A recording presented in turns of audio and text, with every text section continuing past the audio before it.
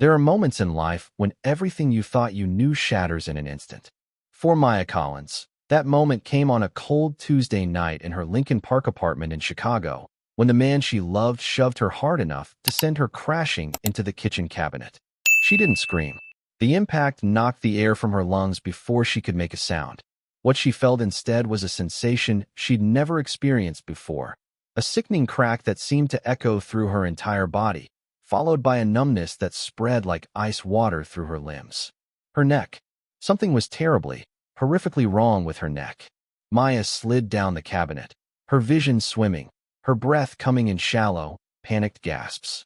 Her boyfriend stood over her, his face twisted with rage and something else, fear. For a split second, she saw it in his eyes. He knew. He knew he'd gone too far this time. Then he was gone, running. The apartment door slammed. Silence. She was alone, crumpled on the cold kitchen floor of her modest apartment, surrounded by the remnants of the dinner she'd been cooking. The scent of burnt garlic hung in the air, mixing with her terror. Her phone. She needed her phone. Her fingers barely worked, trembling violently as she managed to pull it from her pocket. Every movement sent lightning bolts of agony through her shoulders. She had to get help. Had to call someone. Her cousin Sarah. Sarah would know what to do. Through blurred vision, Maya found what she thought was Sarah's contact and typed with shaking hands. "He broke my neck. I can't breathe right." She hit send. The apartment was silent except for the distant sounds of traffic on Clark Street below and her own ragged breathing. Seconds felt like hours. Then her phone vibrated in her palm. Who is this? Ice flooded her veins. Wrong number. God, wrong number. Her vision darkened at the edges. She tried to focus, tried to type an apology, but another message appeared. "Are you in danger right now?" The words were simple, direct, unnervingly calm. Maya's fingers moved almost on their own. "Yes, please. I don't know what to do." 3 dots appeared on the screen. Disappeared. Appeared again. Then, "Do not move. Tell me your address." Something in those words, the absolute certainty, the command, made her hesitate. This wasn't Sarah.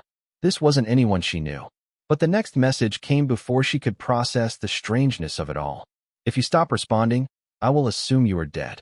Fear. Pure, animal fear pushed her fingers to move. She sent her address. 6 minutes. Stay alive. Maya stared at those 3 words. 6 minutes. Stay alive. She had no idea who was on the other end of that message. No idea that the man reading her text wasn't sitting in some call center or scrolling through his phone in a coffee shop. He was in the back of a black Mercedes, cutting through Chicago traffic with the kind of authority that made red lights irrelevant. His name was June Park, and he didn't believe in coincidence. Maya's world had narrowed to 3 things: the cold tile against her cheek, the phone clutched in her numb hand, and the counting. 1 minute. 2 minutes. 3. She tried to focus on breathing, but each inhale felt wrong, shallow and stuttering, like her lungs had forgotten their rhythm. The kitchen swam in and out of focus. The cabinet handle above her head. The streak of pasta sauce on the floor where her elbow had dragged through it. The broken glass from the wine bottle that had started this whole thing. "You're overreacting," he'd said. "I barely touched you." For minutes. Maya had stopped making excuses for him 6 months ago, stopped believing the apologies. But she'd been too afraid to leave. He was charming. Everyone loved him. Who would believe her? His smile was featured on the community board at the gym. His mother texted her recipes. And now she was dying on her kitchen floor because she'd questioned why he was texting someone named Ashley at midnight. 5 minutes. Her phone vibrated. Still conscious? The question was clinical, detached. Maya's fingers trembled as she typed. "Barely. Good. Do not let yourself sleep. Answer when I text." Who was this person? Maya's mind spun through possibilities, each more bizarre than the last. Some kind of crisis hotline? A bot. But the tone was too specific, too commanding. "What's your name?" She typed, her vision blurring again. The 3 dots appeared. Stayed. Then, "That doesn't matter right now. Are you 911? No. Then who?" The building's fire alarm suddenly blared to life, the sound so jarring that Maya gasped, and immediately regretted it as pain exploded through her neck and shoulders. Through the ringing in her ears, she heard something else. Footsteps. Multiple sets, moving fast, moving with purpose. Her apartment door, locked, deadbolt, opened. Not kicked open. Not broken. It simply opened, as if the locks had never existed. 4 men entered her apartment like shadows, dressed in dark tactical clothing that looked nothing like paramedics or police. They moved with military precision, one immediately kneeling beside her while the others fanned out, checking rooms, closing curtains, doing something to her security camera that made its red light blink out. "Don't move," the one beside her said. His English was perfect but accented, Korean, she thought dimly. He had a medical bag. His hands, gloved and steady, touched her neck with a gentleness that contradicted everything about his appearance. 6 minutes and 40 seconds, another voice said from the doorway. "I'm losing my touch." Maya's eyes shifted, carefully, so carefully, to the figure entering her apartment. He was younger than she'd expected. Maybe mid-30s, Korean, devastatingly handsome in that way that felt almost weaponized. Tailored suit in charcoal gray, dark hair swept back. And his eyes, God, his eyes, scanned her apartment with the kind of assessment that missed nothing. Every detail cataloged, every weakness identified. This was the man from her phone. She knew it before he said a word. He crossed to where she lay and crouched down, bringing himself to her eye level. His cologne was subtle, expensive. His expression was unreadable. "Maya Collins," he said. Not a question. Graduate student at Northwestern. 27. Moved to Chicago from Atlanta 3 years ago. Criminology major with a focus on organized crime. A slight smile touched his lips. Ironic. Terror spiked through her. "How do you?" "Your boyfriend," he interrupted smoothly, "is Brandon Matthews. 29. Financial analyst at Apex Consulting. Volunteers at a youth center on weekends. Everyone thinks he's perfect." His eyes hardened. "He's not coming back tonight." The medic was doing something to her neck, stabilizing it, she realized. Fitting a brace with practiced efficiency. "We need to move her," the medic said quietly. "Can she be moved?" "Yes." Carefully. The injury could be critical. June's attention returned to Maya. "You have 2 options. I can have my people call an ambulance right now. You'll go to Northwestern Memorial. They'll ask questions you won't want to answer. Your boyfriend's brother, Agent Matthews, FBI, will make sure the right story gets told. You'll be painted as unstable, a liar. And in 6 months, Brandon will do this to someone else." Maya's breath caught. Or you come with me. My doctor will treat you. You'll recover. And you'll never have to see Brandon Matthews again. "Why would you help me?" Something flickered in his expression, too quick to read. "Because you sent that message to me. And I don't ignore messages sent to this number. It was an accident. I don't believe in accidents." He stood, signaling to his team. "Decide. We have 90 seconds before this building's security system comes back online." Maya's mind raced. This was insane. These weren't doctors. This wasn't help. This was something else entirely, something dark and dangerous and, "He'll kill me," she whispered. "If I stay. Eventually, he'll kill me." June extended his hand. "Then choose to live." Maya looked at his hand, steady, certain, offering something she couldn't name. Behind him, his men waited with the kind of patience that came from absolute discipline. Outside, she heard sirens in the distance, heading somewhere else, to someone else's emergency. She thought about Brandon's smile, the way everyone believed him, the way she'd stopped believing in rescue. She took June's hand. "Smart girl," he murmured. Then everything moved very fast. They had her on a stretcher in seconds, the medic still working, still stabilizing. 2 of the men were already erasing their presence, wiping surfaces, removing any sign they'd been there. The third was doing something to her phone. "Wait. Your old phone stays," June said, walking beside the stretcher as they moved toward her door. "Evidence. It will show you called 911 at 9:47 p.m. When they arrive and find no one home, they'll assume you managed to get help another way. Where are you taking me?" "Somewhere safe." They moved her down the service stairs, bypassing the elevator where cameras still functioned. The building's fire alarm was still blaring, a distraction, she realized. June had orchestrated all of it. The night air hit her face, shockingly cold. A black Mercedes waited in the alley, engine running. They loaded her into the back with efficient care, the medic climbing in beside her, already setting up in 4. June slid into the front passenger seat. "Memorial Hospital," he told the driver. Then, glancing back at Maya, but not through the emergency room. The car moved, smooth and fast, cutting through Chicago's late-night traffic. Maya stared at the back of June's head, her mind spinning. Who are you? He didn't turn around. Someone who answers his phone. That's not an answer. It's the only one you need right now. His phone buzzed. He glanced at it, typed something, then continued. Focus on staying conscious, Maya. We have 17 minutes until we arrive. 17 minutes. He spoke in precise increments of time, she noticed. Like every second was measured. Is he really not coming back? She asked quietly.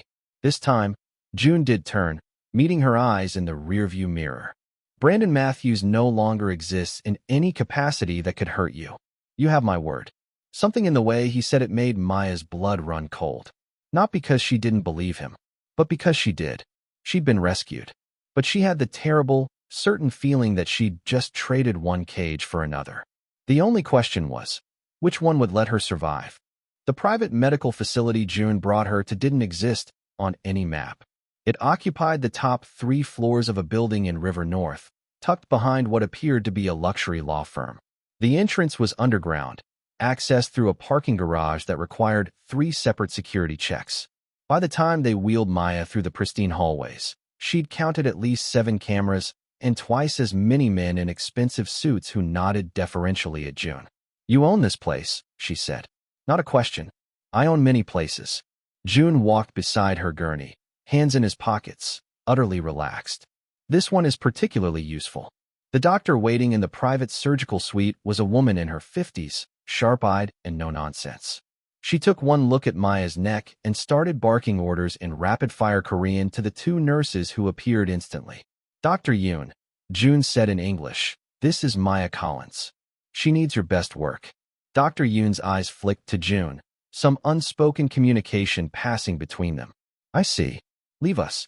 You hover. To Maya's shock, June actually obeyed, stepping back toward the door. But before he left, he looked at Maya one more time. You're in the best hands in Chicago. Possibly the country. Trust her. Then he was gone, and Maya was alone with strangers who moved around her with frightening efficiency. Let's see what we're working with, Dr. Yoon said, her accent barely noticeable. Her hands were gentle but firm as she examined Maya's neck. Can you feel your fingers? Toes. Yes. Mostly. They're tingly. Good. That's very good. Dr. Yoon's expression remained neutral as she studied the X-rays being pulled up on a monitor. You're lucky. Extremely lucky. C5 vertebra is fractured but not displaced. No spinal cord compression. Another centimeter of force, and we'd be having a very different conversation. Lucky. Maya wanted to laugh. Nothing about tonight felt lucky. We'll stabilize the fracture, manage the swelling, and keep you monitored for the next 48 hours, Dr. Yoon continued. You'll need to stay immobile. After that, we'll reassess. And then what? Dr. Yoon paused, meeting Maya's eyes. That depends on what Mr. Park decides. The words hung in the air like a guillotine blade. I don't belong to him, Maya said, her voice stronger than she felt. Dr. Yoon's expression softened almost imperceptibly. Perhaps not. But you're under his protection now. In his world, that's often the same thing. They kept her in a private recovery room that looked more like a 5-star hotel suite than a hospital. Cream-colored walls. Recessed lighting. A window overlooking the Chicago River, the city lights reflecting off the dark water like scattered diamonds. And 4-drip kept her medicated, the pain reduced to a dull, distant throb. Maya dozed on and off, consciousness drifting. Every time she surfaced, there was someone in the room, a nurse checking vitals, a guard standing silently by the door, once even Dr. Yoon herself, making notes on a tablet. When she finally woke fully, sunlight was streaming through the windows. Morning. She'd survived the night.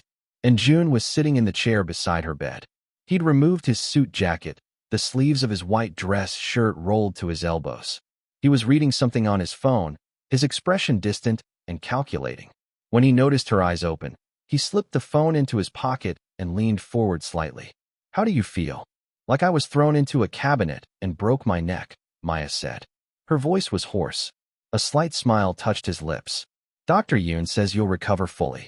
3 months of careful physical therapy. No permanent damage. That's good news. She paused.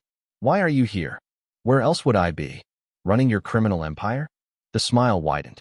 I can do both. Maya studied him in the morning light. He was even more striking than she'd realized last night. The kind of handsome that photographers chased, but with an edge that kept you from ever fully relaxing around him. His eyes were dark, intelligent, and watching her with an intensity that made her skin prickle. You said you don't believe in accidents, she said. What did you mean? June was quiet for a long moment. Then he stood, walking to the window, his back to her. Do you know what I do, Maya? You're a criminal. I run a network that spans 6 countries and controls supply chains most people don't even know exist. I employ thousands. I protect communities the law has abandoned. I make decisions that affect tens of thousands of lives. He turned back to her. And I receive hundreds of messages every day. Calls, texts, emails. Do you know how many wrong numbers make it through to my personal phone? Maya's heart was pounding. None. None, he confirmed. My number changes monthly. It's encrypted. It's known to exactly 37 people, and each of them would die before giving it to someone without authorization. He moved closer to her bed. So when a text appeared on my phone last night from an unknown number, I was intrigued. How did I get your number? That's the question. June pulled up a chair, sitting so they were eye level. I had my people check. Your cousin, Sarah Kim, she's married to James Cho. James's brother works in my organization. Low-level logistics. He has my number for emergencies. Maya's mind reeled. I met James at Sarah's wedding. She told me to save his number in case I ever needed help while she was traveling for work. And you entered it wrong. 1 digit off, Maya whispered, the realization crashing over her. 1 digit off, June repeated. Which means your message didn't go to James Cho. It came to me. He leaned back, watching her process this. So now we're back to my original statement. I don't believe in accidents. What do you believe? I believe that sometimes the universe puts people exactly where they need to be. His eyes never left hers. You needed someone who could move fast, without questions, without hesitation. Someone who could make Brandon Matthews disappear. Maya's breath caught. What did you do to him? Nothing permanent. Yet, June's voice was casual, but there was steel underneath. He thinks he's smart. Left your apartment, drove to his brother's place in Evanston, claimed you attacked him. Said he needed to get away from you for a few days to think. Very clever. His brother believed him. His brother always believes him. June stood, moving to the window again. Agent Matthews has already started making calls. Checking if you've been hospitalized. Building a narrative. Ice flooded Maya's veins. He's going to say I'm crazy. He's going to try. But he won't find you. As far as any database is concerned, you never went to a hospital last night. You never called 911. You simply vanished from your apartment. People will look for me. My friends, my professors. Will receive messages from your phone explaining that you needed to get away for a while. Family emergency in Atlanta. Very believable, considering the circumstances. June turned back to her. You have a choice to make, Maya. You can walk away from this. I'll arrange for you to relocate somewhere Brandon can't find you. New identity, clean start. You'll be safe, but you'll be alone. Or you stay under my protection. Finish your recovery. Learn how my world works. Something dangerous flickered in his expression. And then you decide if Brandon Matthews deserves to answer for what he did to you. Maya's hands clenched the hospital sheets. You're talking about revenge. I'm talking about justice. Real justice. Not the kind that disappears into paperwork and police reports that go nowhere. She should be horrified. She should demand to leave. But when Maya looked into June's eyes, all she felt was a terrible, intoxicating certainty. He was offering her what the system never would. Power. How long do I have to decide? She asked. June checked his watch. Expensive, minimalist. Dr. Yoon wants you here for 48 hours. After that, you'll need somewhere to recover. I have a place. Very secure. Very comfortable. A cage. A castle, he corrected. The cage was your apartment with Brandon. This is freedom, Maya. You just haven't learned to recognize it yet. He moved toward the door, then paused. There's a guard outside. His name is Min June. If you need anything, and I mean anything, tell him. He'll make it happen. June, Maya said, stopping him. Why are you really doing this? He was quiet for so long she thought he wouldn't answer. Then, because 6 minutes was exactly enough time to reach you. 1 minute less, and you would have been gone. 1 minute more, and Brandon might have come back. He met her eyes. Sometimes the margin between life and death is razor thin. I've built my entire empire understanding that. And last night, when I saw your message, I knew I was supposed to be on the other end of it. He left before she could respond. Maya lay in the luxurious hospital bed, staring at the ceiling, her mind spinning. Outside, Chicago moved on without her. Her old life continuing as if she'd simply stepped off stage. But she hadn't disappeared. She'd been claimed. And the terrifying part was that some dark, buried part of her didn't want to fight it. 47 hours after arriving at June's private medical facility, Maya was discharged into a world she didn't recognize. The penthouse occupied the entire top floor of a building overlooking Lake Michigan, the kind of address that appeared in luxury real estate magazines under price upon request. Floor-to-ceiling windows offered a panoramic view of the city sprawling below, the water stretching endlessly to the horizon. The interior was a study in controlled elegance, white marble, dark wood, contemporary art that probably cost more than most people's houses. "Your room is the second door on the left," June said, watching as two men carried her bags inside. Bags she didn't remember owning until she realized they'd gone to her apartment and packed for her. Everything she owned, carefully boxed and transported while she was recovering. The erasure of her old life, completed with frightening efficiency. Maya's room was enormous, dominated by a king-sized bed with impossibly soft linens. Her clothes had been unpacked and organized in a walk-in closet twice the size of her old bedroom. The attached bathroom had heated floors and a shower with 6 different settings. "There's a library down the hall if you need something to read," June continued, leaning against the doorframe. "Gym on the lower level.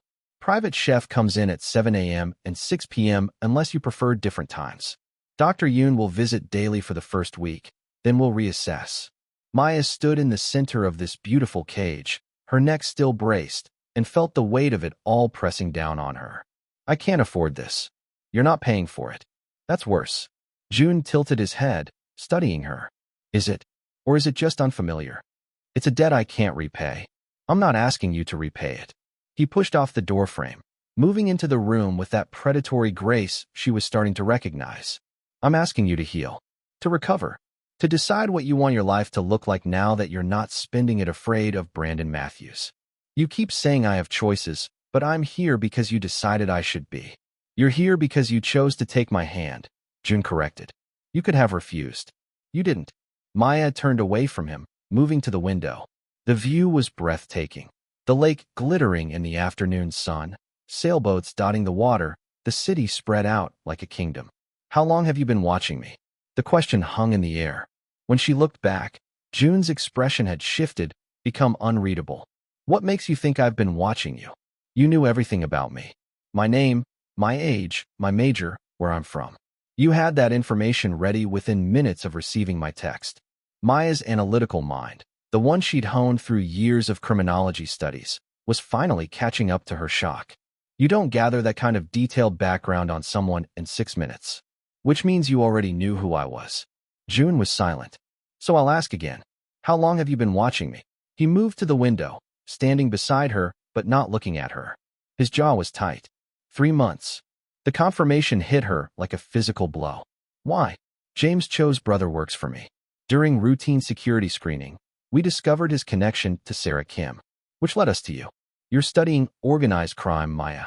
Specifically, Asian criminal networks in North America." His voice was flat, controlled. "That made you a potential threat. So you what? Spied on me. Monitored my life. We monitored your research. Your movements. Who you spoke with." He finally looked at her. "And the more I learned, the more I realized you weren't a threat. You were something else entirely." "What?" "Brilliant. Incisive. Wasted on academic theory when you could be understanding the real thing." He paused. "Entrapped. I saw the bruises you tried to hide. The way you flinched when Brandon raised his voice in public. The excuses you made to your friends." Maya's hands were shaking. "You watched me being abused and did nothing? I watched you carefully, waiting to see if you'd find your own way out. People who can save themselves are valuable. People who wait to be saved." He shrugged. "Less so. And when I didn't escape on my own, you did escape. You just didn't know what door you were opening when you sent that text." June turned fully to face her. "I don't believe in accidents, Maya. I believe you were supposed to mistype that number. I believe that message was meant for me." The arrogance of it stole her breath. "You think the universe arranged for me to be nearly killed so I could text you?" I think the universe puts opportunities in front of us. What we do with them defines who we are. His eyes were intense, unwavering. You could have sent that text and given up, waited for death. But you fought. You stayed conscious. You answered my questions. You chose to live. I chose to survive. That's not the same thing, isn't it?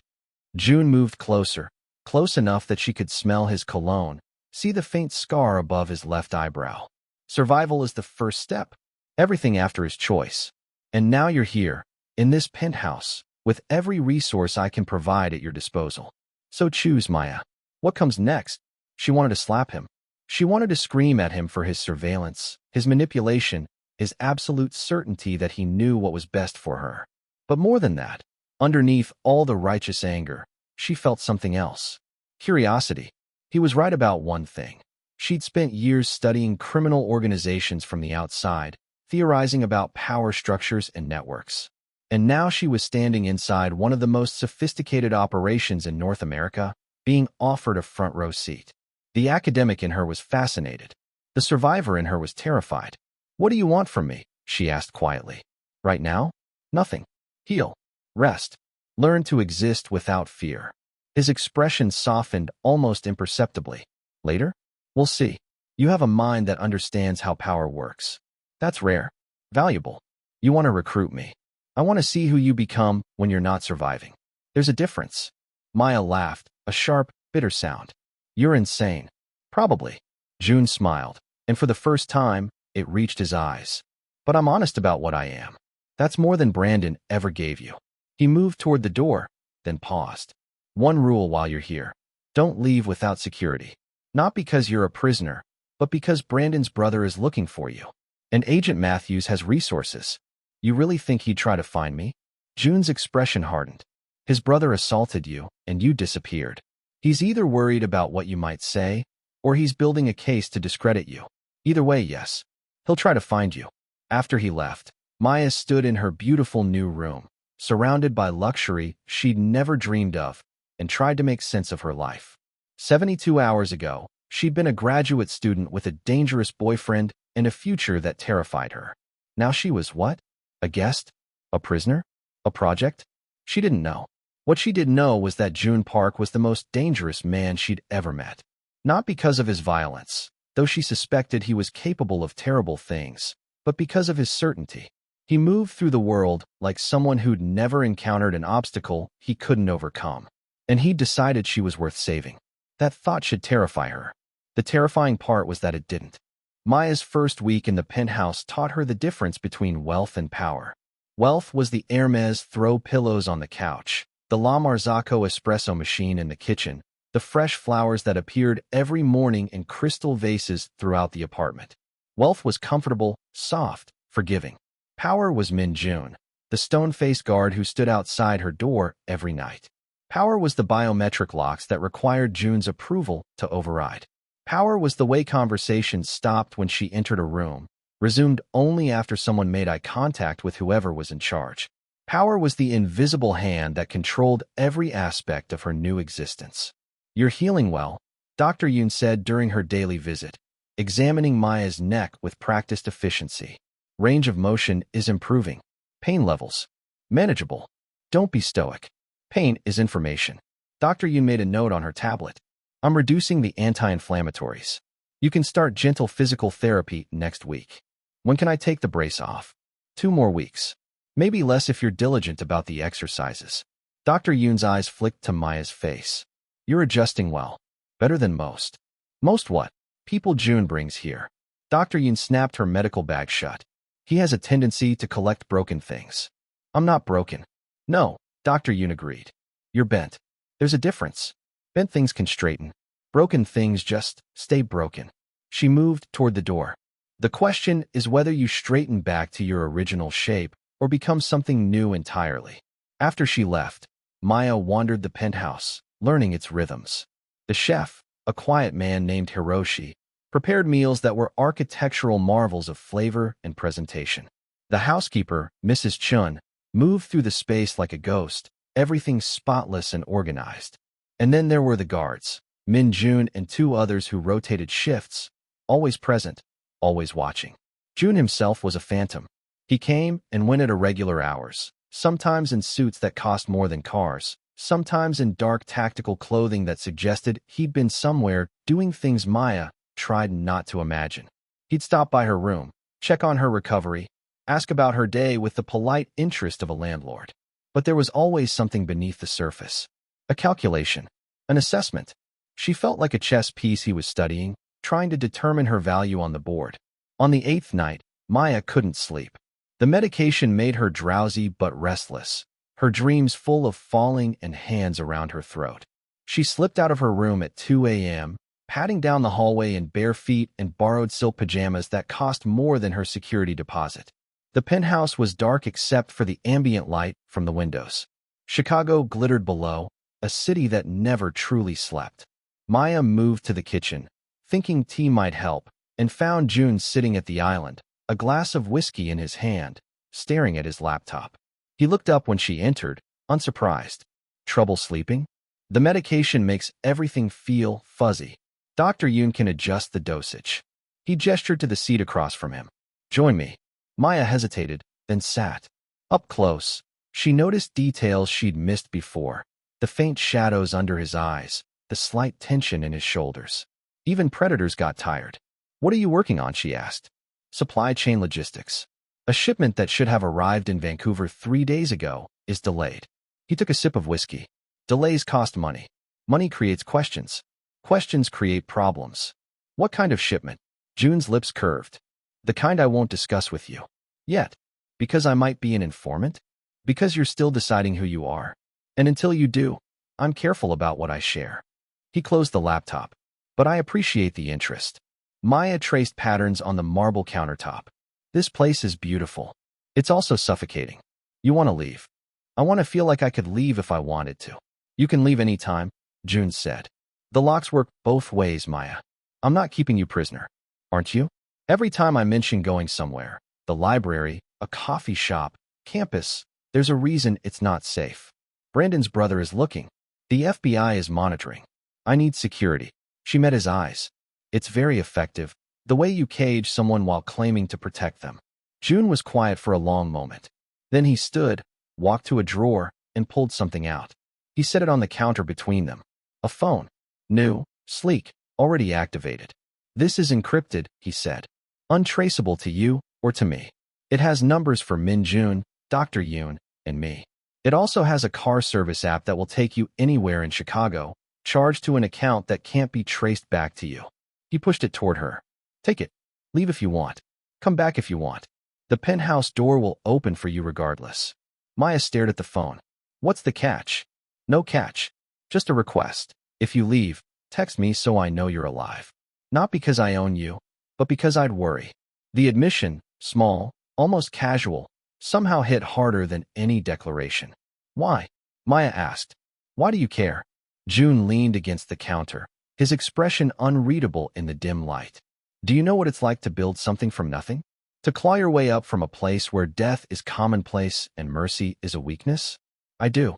And when you live like that long enough, you forget that there are things worth protecting that aren't just assets or territory.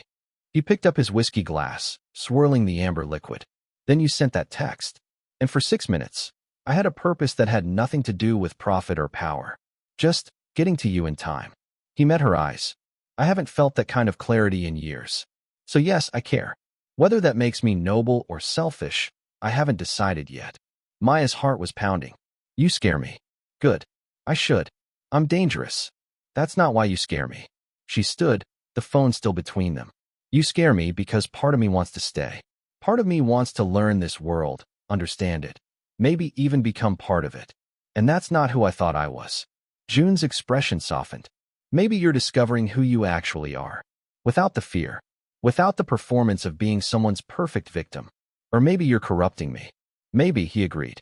Or maybe I'm just removing the constraints so you can see yourself clearly. The rest is your choice. Maya picked up the phone, feeling its weight in her palm. Freedom, offered with one hand. Temptation with the other. I'm staying, she said. For now, not because I'm trapped, but because I want to understand what this is. What you are. What I might become. June smiled, genuinely smiled, and it transformed his entire face. That's the most honest thing you've said since you arrived. Don't get used to it. I wouldn't dream of it. Maya headed back to her room, the phone clutched in her hand, feeling the balance of power shift ever so slightly in her direction. She was still in June's world, still surrounded by his influence, his protection, his control. But now she'd chosen it. And that changed everything. The revelation came on a Tuesday afternoon, buried in a cardboard box. Maya had been in the penthouse for 2 weeks, her physical therapy progressing well enough that Dr. Yoon had removed the neck brace. She could move freely again, though sharp turns still sent twinges of pain through her shoulders. She'd started using the gym, the library, exploring the boundaries of her new world. And she'd started asking questions. June's library was extensive. 3 walls of floor-to-ceiling shelves containing everything from first-edition philosophy texts to contemporary thriller novels. But tucked in a corner, she'd found a section that didn't quite fit. Academic journals, criminology textbooks, research papers on organized crime. Her field. She pulled one journal down, flipping through it, and stopped cold. There, paper clipped to an article about cross-cultural criminal networks, was a photocopy of her own undergraduate thesis. Her name in the byline. Annotations in the margins, sharp, analytical observations in handwriting she recognized from notes June left around the apartment. He'd read her work, studied it. Maya's hands trembled as she pulled more journals down. More photocopies. More annotations. A post-it note in his handwriting. Brilliant analysis of trust hierarchies. Wrong conclusion about loyalty as weakness. 3 months, he'd said. 3 months of watching her. This went deeper than surveillance. She found the box on the bottom shelf, unmarked, unassuming. Inside, printed surveillance photos. Time-stamped, dated. Maya entering her apartment building. Maya at Northwestern's library. Maya at a coffee shop on Wells Street, laughing with her friend Jessica. And Brandon. Always Brandon nearby. In the frame, his posture predatory even in still images. There were notes clipped to some photos. Observations. Subject appears uncomfortable, body language closed. Bruising visible on left wrist. Left dinner early, visibly upset. June hadn't just been watching her academic work. He'd been watching her life. Documenting her abuse. Building a case she'd never asked him to build. You weren't supposed to find those. Maya spun around. June stood in the library doorway, still in his suit from whatever meeting he'd been attending, his expression carefully neutral. How long were you planning to keep spying on me? Her voice was sharp, anger finally cutting through the gratitude and confusion she'd been swimming in. I wasn't spying. I was protecting. Protecting me from what? Myself? My own choices. Maya threw the photos onto the desk between them. You documented every moment of my abuse like I was a case study. Did it make you feel powerful? Watching someone suffer while you decided if they were worth saving? June's jaw tightened. That's not what this was. Then what was it? He moved into the room, but slowly, giving her space. When my security team flagged you as a potential risk, I was prepared to neutralize the threat. That's what I do. Identify problems, eliminate them before they become dangerous. He picked up one of the photos. But then I saw who you actually were. Not a threat. A student. Brilliant, insightful, trapped in a situation I recognized. What do you mean, recognized? June set the photo down carefully. My mother died when I was 14. My father's hands around her throat.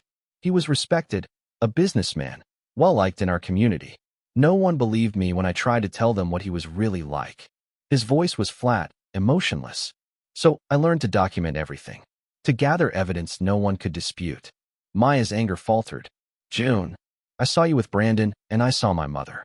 Brilliant woman, reduced to excuses and fear. And I swore if I ever had the power to change that situation for someone else, I would. He met her eyes. So yes, I watched. I documented. I waited for the moment you'd need someone who could act without the system's delays and excuses. You can't just decide to save people. Why not? The question was sharp, challenging. The system failed my mother.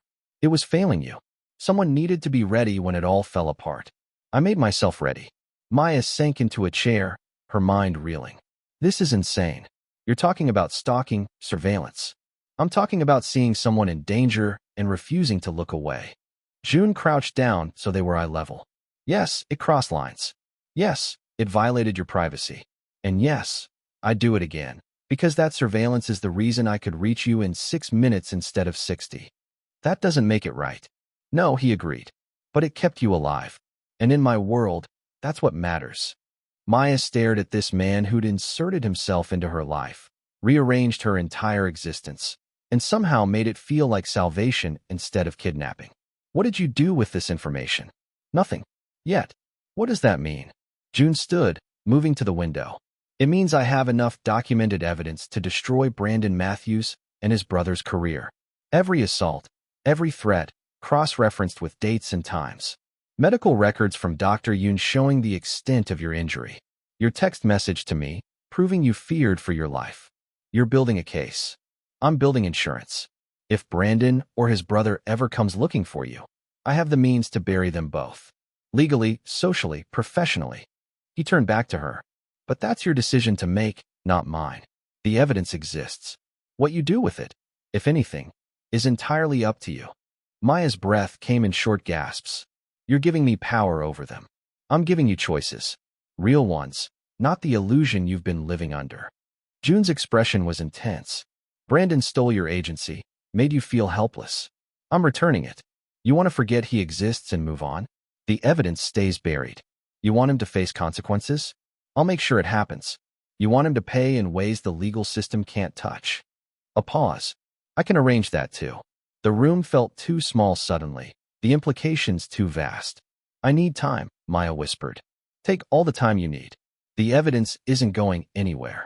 June moved toward the door, then stopped. For what it's worth, I am sorry about the surveillance. Not for doing it. I meant what I said about not regretting what kept you alive. But for the violation it represents. You deserve to know. After he left, Maya sat alone in the library, surrounded by evidence of obsession disguised as protection. The scariest part wasn't that June had been watching. It was that some part of her understood why, and some darker part of her was grateful. Physical therapy turned out to be a revelation. The therapist, a stern woman named Kim who clearly worked with June's organization, pushed Maya harder than any gym trainer she'd ever had. You're young, you're strong, your body wants to heal, Kim said during their second session. Stop thinking like a victim. The words stung precisely because they were accurate. Maya had spent 2 years making herself smaller, quieter, less threatening, apologizing for existing, moving through space like she was constantly braced for impact. Kim had no patience for it. Again, she commanded as Maya struggled through another set of resistance exercises. Your neck is healing. The rest of you needs to remember it's capable. Sweat dripped down Maya's spine. Her muscles screamed. But she pushed through, and when she finally finished, Kim smiled. Actually smiled. Better. You're starting to remember you're dangerous. I'm not dangerous. Not yet, Kim agreed. But you could be. That's why Mr. Park hired me instead of some soft rehabilitation specialist. He sees potential. Question is whether you see it too. The comment bothered Maya long after the session ended. She showered, changed, and found herself wandering into the building's lower level, a space she'd been told housed the gym but hadn't fully explored. The gym turned out to be a training facility. Not the kind with treadmills and yoga mats. The kind with heavy bags, tactical equipment, and what looked suspiciously like a shooting range behind a reinforced door. 2 of June's men were sparring in a corner, their movements precise and brutal. They stopped when they saw her, bowing slightly. Maya approached the heavy bag, running her fingers over the worn leather. When was the last time she'd felt powerful? When had she last thrown a punch, raised her voice, stood her ground? Want to try? She turned.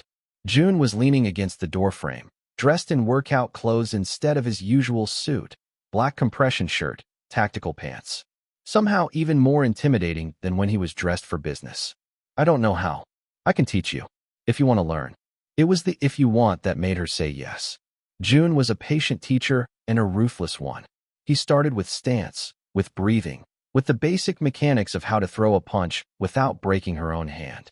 Then he moved her to the bag, standing behind her, adjusting her form with clinical precision. Rotate your hip. The power comes from your core, not your arm. Maya threw another punch. The bag barely moved. Again. She tried once more, frustration building. You're still holding back, June observed. Why? I'm not. You are. You're pulling the punch at the last second. He moved in front of her, holding up his hands like training mitts. Hit me. I can't. Why not? Because, Maya faltered. Because I might hurt you. June's expression was unreadable. No, you won't. I'm trained. I'm prepared. I'm choosing to stand here and take whatever you give me. The only person you're protecting right now is yourself from feeling powerful. So stop protecting me and hit me. Maya stared at his hands, her own trembling. He made you afraid of your own strength, June said quietly. Every time you fought back, he punished you. So you learn not to fight. Learn to absorb instead of strike. His eyes were intense. That pattern ends now. Hit me, Maya. As hard as you can. She swung. Half-hearted, tentative. Harder. Again. Slightly better. Stop thinking about being good. Stop worrying about being too much. Hit. Me. Something inside Maya cracked. She thought about Brandon's hands on her throat. Thought about the cabinet, the snap, the terror of not being able to breathe. Thought about every time she'd swallowed her anger, made herself small, apologized for existing. She swung with everything she had. The impact jolted up her arm, sharp and satisfying. June barely moved, but his smile was fierce. There it is. Again. Maya hit him again. And again. Rhythm building, power flowing, the heavy bag forgotten because she was finally allowed to strike back at something. Tears streamed down her face. She didn't care. She kept swinging until her arms were jello and her breath came in ragged gasps. June caught her wrist gently, stopping her. Enough. You'll hurt yourself. Maya collapsed against him, sobbing into his chest, and he held her, one hand on her back, the other stroking her hair, murmuring something in Korean that sounded like comfort. I hate him, she gasped. I hate that he made me afraid of this. I know. I hate that part of me still makes excuses for him. Still thinks maybe I. No. June's voice was firm. He pulled back, tilting her chin up so she had to meet his eyes. Nothing you did justified what he did. Nothing. Say it. Nothing I did. Believe it. Maya's breath hitched. I'm trying. I know. That's why you're here. Learning to take up space again. Learning to be dangerous. His thumb brushed away her tears. The world is safer when women like you remember they have teeth. Over the next 2 weeks, training became Maya's anchor. Kim pushed her body. June pushed her mind. She learned to throw combinations, to slip punches, to move with intention instead of hesitation. She learned to shoot, which terrified and exhilarated her in equal measure. June was methodical about gun safety, turning it into a meditation on control and responsibility. By the end of her 5th session, she could hit center mass at 25 yards. You're a natural, he observed. I'm a criminology student who's read too many case studies. You're someone who understands violence intellectually. Now you're learning to understand it viscerally. He cleared the weapon, setting it down carefully. There's power in that combination. But the real transformation happened in quieter moments. June started including her in meetings, sitting in the corner while he discussed logistics with his lieutenants, contracts with business partners. He never asked her opinion in front of others, but afterward, he'd find her and ask, "What did you notice?" And Maya, trained to analyze criminal organizations, started seeing patterns. Mr. Song lied about the Vancouver shipment, she said after one meeting. His body language changed when you asked about delays. And he touched his watch 3 times, self-soothing gesture. He's hiding something. June's smile was sharp. Very good. What else? The contract with the Seattle distributor. It's intentionally vague on liability clauses. They're setting you up to take the fall if something goes wrong with customs. Excellent. Anything else? You knew all of this already. You're testing them. And me. Smart girl.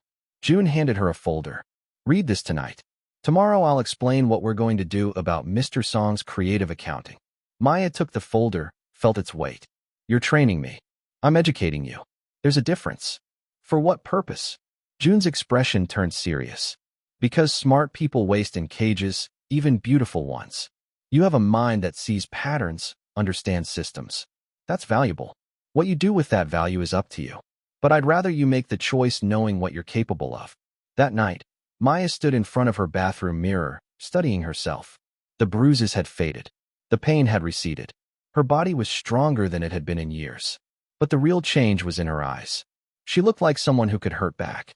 And for the first time since Brandon's hands had closed around her throat, Maya didn't feel afraid of her own power. She felt ready to use it. I need you to come with me to New York. Maya looked up from the contract she'd been reviewing. Something about pharmaceutical distribution that was definitely not legal, but organized with impressive efficiency. June stood in the library doorway, dressed in a suit that probably cost more than her old car.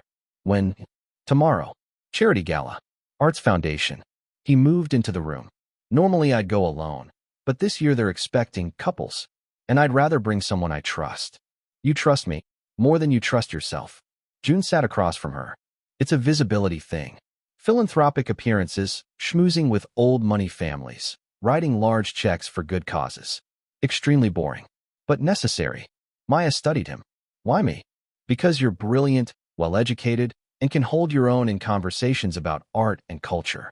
Also because showing up with you sends a specific message. What message? That I'm settling down, becoming domesticated, less interested in territory expansion and more interested in. He gestured vaguely. Respectability. And are you? June's smile was dangerous. Not remotely. But appearances matter. And right now, I need certain people in New York to think I'm distracted by romance. Maya set down her pen. You want to use me as camouflage. I want to bring you to an event where you'll be photographed, discussed, and very publicly associated with me. Yes. His expression turned serious. Fair warning, this puts you on the map. People will research you. Your background, your family, your connection to me. It's a level of exposure you haven't had yet. What about Brandon? His brother? Agent Matthews is being reassigned to the Seattle field office. Effective next week. It's amazing how quickly transfers can be arranged with the right pressure. June's voice was casual, but the implication was clear. He won't be a problem. Maya's heart was pounding. What did you do? Nothing permanent. Just made it clear that his brother's assault on you is well documented and that any investigation into your disappearance would be problematic for the Matthews family. He took the reassignment. Just like that. Just like that. Maya stood, pacing to the window. One phone call, one conversation, and the man who'd protected Brandon for years simply left. The ease of it was terrifying. So I'm safe now? To be seen publicly? You're safe regardless. But yes, Brandon and his brother are no longer active threats.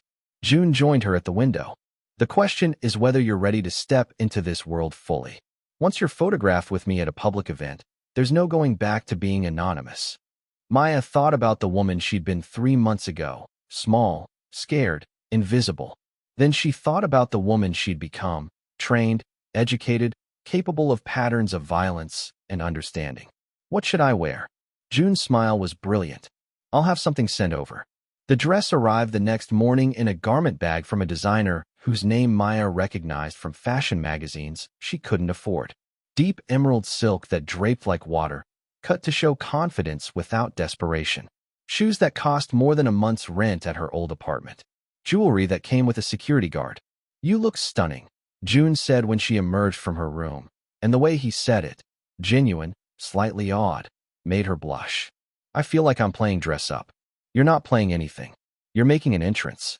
The flight to New York was on a private jet, because of course it was.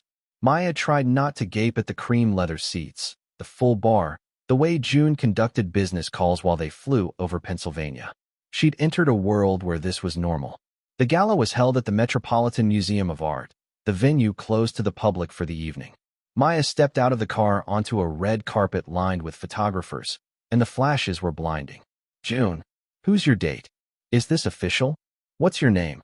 June's hand was steady on her back, guiding her forward with practiced ease. He smiled for cameras, but didn't stop, moving them through the gauntlet with efficiency. Inside, the museum had been transformed into a glittering wonderland. Champagne flowed. String quartets played. New York's elites circulated in designer gowns and bespoke tuxedos, their wealth casual and assumed. Maya recognized some faces from news articles, others from her criminal justice research. Old money families with connections to everything from banking to politics. And threading through it all, June's world, subtle but present. She spotted 2 of his lieutenants dressed in formal wear, blending seamlessly. Security disguised as guests. Mr. Park, a woman in her 60s, dripping in diamonds, approached with a practiced smile. So wonderful to see you. And who is this lovely creature? Mrs. Vandermeer, this is Maya Collins. Maya, Mrs. Vandermeer is on the Foundation's board. Maya shook her hand, channeling every society party scene she'd ever read about. It's a pleasure. The museum looks incredible tonight, doesn't it? We worked with the same designer who did the Met Gala last year. Mrs. Vandermeer's eyes were sharp, assessing. How did you two meet? Through friends, June said smoothly. Maya's a graduate student at Northwestern. Criminology. She's been educating me on the finer points of white-collar crime. Fascinating stuff. The irony wasn't lost on Maya. She smiled. Someone has to keep him honest. Mrs. Vandermeer laughed, delighted. Oh, I like her. Don't let this one slip away, June. As she glided off to her next conversation, Maya leaned close to June. White-collar crime. It's technically true. You do study it. And I am involved in it. Just from different angles. The evening continued in a blur of introductions, conversations, and carefully orchestrated performances. Maya found herself enjoying it. The verbal sparring, the social chess. These people were predators in different wrapping, but predators nonetheless. And she'd been trained by the best. Midway through dinner, her phone buzzed. A text from an unknown number. You clean up nice, Maya. Didn't think I'd see you here. Her blood ran cold. She looked up, scanning the crowd, and found him. Brandon, standing across the room in a tuxedo, champagne in hand, smiling like they were old friends. Impossible. He was supposed to be in Chicago. He was supposed to be. What's wrong? June's voice was low, urgent. Maya showed him the phone. Watched his expression shift from pleasant to lethal in half a second. Stay here, June. But he was already moving, crossing the room with predatory purpose. Maya watched as he intercepted Brandon, their conversation too far away to hear, but the body language clear. June's stance aggressive, Brandon's defensive. One of June's men appeared from nowhere, standing just behind Brandon like a shadow. The entire interaction took maybe 90 seconds. Then Brandon was being escorted toward the exit, June returning to the table like nothing had happened. Handled, he said simply. How is he here? You said. I said his brother was reassigned. Brandon himself is a civilian with connections and an invitation to tonight's gala. June's voice was tight with controlled anger. He followed you here, or he was already planning to attend and saw an opportunity. What did you tell him? That if he comes within 100 feet of you again, he won't make it to the parking lot. June took her hand, his thumb tracing reassuring circles over her knuckles. He's gone, and he won't be back. Maya's hands were shaking. He looked at me like prey. I know. That's over now. June's eyes were fierce. I meant what I said about protection, Maya. He doesn't get to touch you, talk to you, or even think about you without consequences. For the rest of the evening, Maya felt Brandon's absence like a phantom limb. Every shadow made her flinch. Every stranger's gaze felt hostile. But June never left her side. His presence was constant, protective, a barrier between her and the world. When they finally left, photographers captured them on the museum steps. June's hand on her waist, Maya leaning into him, looking exactly like a couple in love. The image would be in tabloids by morning, and Brandon would see it. Would know she wasn't alone anymore. Wasn't vulnerable anymore. In the car back to the hotel, Maya asked the question that had been burning in her mind all night. What are you going to do about him? June was quiet for a long moment. What do you want me to do? The choice offered again. The power returned to her hands. Maya thought about the surveillance photos, the documented evidence, the 3 months of watching her suffer. She thought about the text message, the broken neck, the terror of dying alone on a kitchen floor. She thought about who she'd been and who she was becoming. I want him to understand what it feels like, she said quietly. To be afraid. To be powerless. To know someone is watching and there's nothing he can do about it. June's smile was dangerous and approving. Consider it done. Maya didn't ask for details. That was the first rule June had taught her. Plausible deniability was a gift. Knowledge created liability. Some things happened in the dark, and smart people let them stay there. But 3 days after the New York Gala, Brandon Matthews disappeared from Chicago. Not dead. June was clear about that when Maya finally gathered the courage to ask. He's alive, June said, sitting across from her in the penthouse library. Physically unharmed. But his life as he knew it no longer exists. What does that mean? It means every law firm in Chicago suddenly discovered conflicts of interest preventing them from hiring him. His lease was terminated, a clerical error, of course. His credit cards maxed out with fraudulent charges that will take months to dispute. His social media accounts were hacked, his reputation systematically dismantled through a carefully orchestrated series of leaks. June's voice was clinical. He didn't disappear. He was erased from relevance. Maya absorbed this. And his brother? In Seattle, keeping his head down. He received some interesting files in the mail, documentation of every assault, every lie, every time he covered for Brandon. Nothing he can trace back to us, but enough to keep him very, very quiet.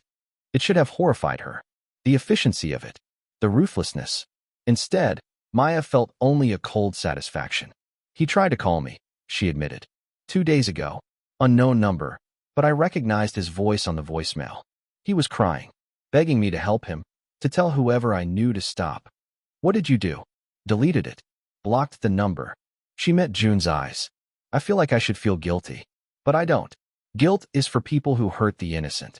Brandon Matthews destroyed your sense of safety, your trust, nearly your life. What happened to him is justice. Just not the kind courtrooms recognize. Maya stood, moving to the window. Chicago sprawled below, vast and indifferent. Is this who I am now? Someone who destroys people? No. June joined her, his reflection appearing beside hers in the glass. You're someone who refuses to be destroyed. There's a difference. Sometimes it doesn't feel like one. That's because you're still thinking like the victim. But you're not anymore, Maya. You're the one who walked away. The one who chose power over fear. His hand found hers. That transformation has a price. Innocence, mostly. The comfortable illusion that the world is fair and people get what they deserve through proper channels. I studied the law. I believed in it. And you're still allowed to. Nothing that happened to Brandon violated any statute. We simply helped reality catch up to his karma. June's smile was wry. Though I'll admit, we expedited the timeline considerably. Maya laughed despite herself. You're a terrible influence. The best kind. They stood in comfortable silence, watching the city. After a while, June spoke again. I need to tell you something. About why I really brought you to New York. Maya's stomach tightened. I thought it was for visibility. That was part of it. But the real reason was to see how you'd handle it. The cameras, the scrutiny, the pressure of being publicly associated with me. He turned to face her. You didn't just handle it. You thrived. You were brilliant with those people, charming and sharp. You played the game perfectly. Because you taught me the rules. No, I gave you the framework. But the execution was all you. His expression was serious. I'm offering you a choice, Maya. A real one, not the illusion of choice I've been giving you. I'm listening. Stay with me. Not as a guest, not as someone under protection. As a partner. He held up a hand before she could interrupt. Not romantic partnership, though I won't pretend I don't want that eventually. But professional partnership. You have a mind that sees patterns, understands systems. You're trained in criminology, but you think like someone who could run an organization. I need that. Maya's heart was racing. You're asking me to become part of your criminal empire. I'm asking you to become a strategist for a network that operates in moral gray areas the law can't touch. Yes, we break rules. But we also protect people the system ignores. We provide services governments pretend don't exist. And we do it with intelligence and structure. He stepped closer. You could bring legitimacy to parts of the operation. Consulting, import-export logistics, financial planning. Legal fronts for illegal operations. You'd be valuable, respected, and you'd never have to apologize for being smart. It was tempting. God, it was tempting. And if I say no, then I'll help you relocate. New city, new identity, fresh start. You'll be safe, independent, free. No strings, no obligations. His voice was genuine. Either way, Brandon is handled. That doesn't change. Maya thought about the woman she'd been.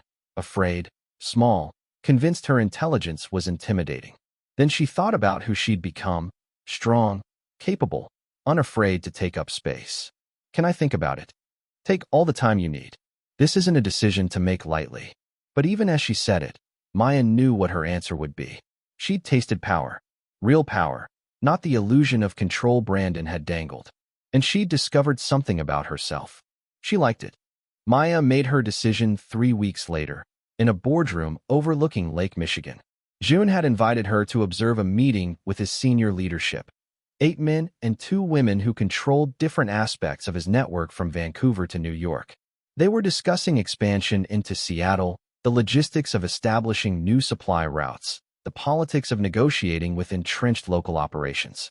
Halfway through, one of the men, Mr. Lee, who controlled the Los Angeles territory, raised an objection. The Seattle families won't negotiate with outsiders. They're insular. We'd be starting a war. June looked like he was about to respond when Maya spoke. You're not outsiders if you're solving a problem they can't. The room went silent. All eyes turned to her. Explain, June said, his expression unreadable. Maya stood, channeling every presentation she'd ever given in graduate seminars. Seattle's biggest issue right now is federal pressure on their port operations. Too much attention, too many seizures. They're losing money. She pulled up a file on her laptop, one she'd been researching for days. But you have contacts in customs. You have lawyers who specialize in international shipping law. You're not coming to take their territory. You're coming to offer them infrastructure they don't have. Mr. Lee frowned. And in exchange? A partnership. Profit sharing, not conquest. They get to maintain their identity and autonomy while benefiting from your resources. Maya met his eyes. Colonization starts wars. Collaboration builds empires. The silence stretched. Then one of the women, Ms. Park, no relation to June, started laughing. She's right. We've been thinking about this wrong. Going in aggressive when we should be going in indispensable. The conversation shifted after that, the group dissecting Maya's approach, refining it, building on it. By the end of the meeting, they had a completely different strategy, one that minimized risk and maximized cooperation. As everyone filed out, June lingered. That was impressive. I've been thinking about it for weeks. Maya closed her laptop. Applying criminology theory to real-world problems. Turns out it's actually useful when you're not constrained by legality. You've made your decision. It wasn't a question. I have. Maya met his eyes. I'm in. But I have conditions. June's smile was slow, dangerous. I'd be disappointed if you didn't. They moved to his private office, a space she'd only been in once before. Floor-to-ceiling windows, minimalist furniture, art that was probably worth millions. Maya laid out her terms. First, I need legal protection. Real protection, not just your word. I want a legitimate consulting business that I actually run, with actual clients and real paperwork. A front that's so clean it could withstand federal scrutiny. Done. I'll have my lawyers draw up the structure. Second, I control my own exit. If I ever want out, I walk away. No threats, no consequences, no suddenly convenient accidents. June's expression turned serious. Leaving my organization isn't usually that simple. I'm not usually an asset. I'm a partner. And partners negotiate terms. Maya held his gaze. Those are my conditions. Deal or no deal. For a long moment, June just looked at her. Then he extended his hand. Deal. But I'm adding one condition of my own. Which is honesty. Complete honesty between us. No games, no manipulation. If this partnership works, it's because we trust each other. Actually trust each other. Maya shook his hand. Agreed. The handshake lingered a beat too long. The office suddenly felt smaller, the space between them charged with something that had been building for weeks. Months, if she was honest with herself. Maya, her name on his lips was different now. Not protective, not analytical. Hungry. Yes. I've been very patient. Very restrained. Letting you heal, letting you choose, giving you space to become who you needed to be. He stepped closer, close enough that she could smell his cologne, see the intensity in his eyes. But I need you to know that every second of that patience has been torture. Her breath caught. June, I'm not asking for anything. Just telling you the truth, like we agreed. I want you. Not as an asset, not as a project. As a partner, in every sense of the word. But only if that's what you want to. Maya's heart was pounding. She thought about the woman she'd been. Terrified of her own desires, convinced wanting was weakness. Then she thought about who she'd become. Someone who took what she wanted. She closed the distance between them, her hands finding the lapels of his suit jacket. I want this. I want you. But if we do this, it changes everything. I know. His hands were on her waist, steady and sure. Are you ready for that? Instead of answering, Maya kissed him. It wasn't soft or tentative. It was claiming, demanding, 3 months of tension finally released. June responded instantly, pulling her closer, deepening the kiss with a hunger that matched her own. His hands tangled in her hair, her neck brace long gone, nothing between them but want and certainty. When they finally broke apart, both breathing hard. June pressed his forehead to hers. Just so we're clear, that was you choosing this, right? Not me pressuring you, or... That was me choosing everything, Maya confirmed. The partnership. This. You. All of it. Thank God. He kissed her again, softer this time. I was starting to think my patience was actually infinite. Maya laughed, the sound bright and genuine. Where do we go from here? Anywhere you want. June pulled back slightly, his eyes serious. This city, another city, build something new or consolidate what exists. You're my partner now, Maya. That means your voice carries the same weight as mine. Dangerous amount of power to give someone. Only if I didn't trust you completely. His smile was sharp. Besides, you're brilliant. Strategic. Ruthless when you need to be. I'd be an idiot not to listen to you. They spent the rest of the afternoon in his office, building empires on paper. Maya brought fresh perspectives, academic rigor applied to criminal enterprise. June brought experience, connections, and a willingness to completely reimagine how his organization operated. By the time the sun set over Lake Michigan, they had the framework for something new. Not just a criminal network, but a hybrid organization. Legitimate businesses funding and disguising illegal operations, social services protecting communities while building loyalty, intelligence networks that operated in spaces law enforcement couldn't touch. It was brilliant, terrifying, revolutionary. We'll need people we can trust, Maya said, reviewing their notes. The current leadership is solid, but expansion means new territories, new players. I have a few names in mind, and you might have some from your academic network, people who understand systems, who've studied this from the outside and might want to see it from within. Maya thought about her old life, her professors and classmates, the future she'd been planning before Brandon derailed everything. I'll make a list. June's smile was brilliant. I wouldn't have it any other way. Epilogue. 6 months later, Maya stood in front of a mirror in a penthouse that was now officially hers. Not a guest room, but a space she'd claimed, decorated, made her own within the larger territory she and June shared. The woman looking back bore little resemblance to the terrified graduate student who'd slumped against a kitchen cabinet, certain she was dying. This woman was powerful, dangerous, unafraid. Her consulting firm was thriving, a legitimate front that had attracted actual clients, built a real reputation. She'd completed her graduate degree remotely, her thesis on cross-cultural criminal networks earning her academic recognition and offers from multiple universities.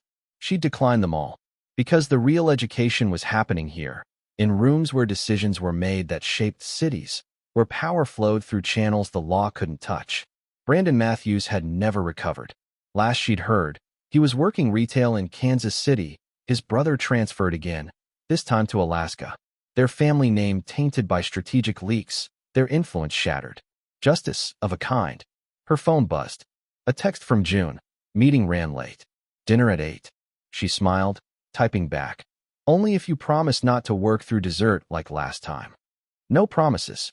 You're too interesting to ignore even for good food. Maya set down her phone, finishing her makeup. Tonight was another gala. This time in Los Angeles, another public appearance, another performance. But it wasn't performance anymore. This was her life. Her choice. Her power. The woman who'd sent that desperate text to a wrong number was gone. In her place stood someone who'd learned the most important lesson June had taught her. Survival was the beginning. Everything after was choice. And Maya had chosen to become dangerous. To become powerful. To become queen of a world most people didn't even know existed. She looked at her reflection one last time, adjusting her dress, red this time, bold and unapologetic. Then she walked out to meet June, ready to rule the night. The end.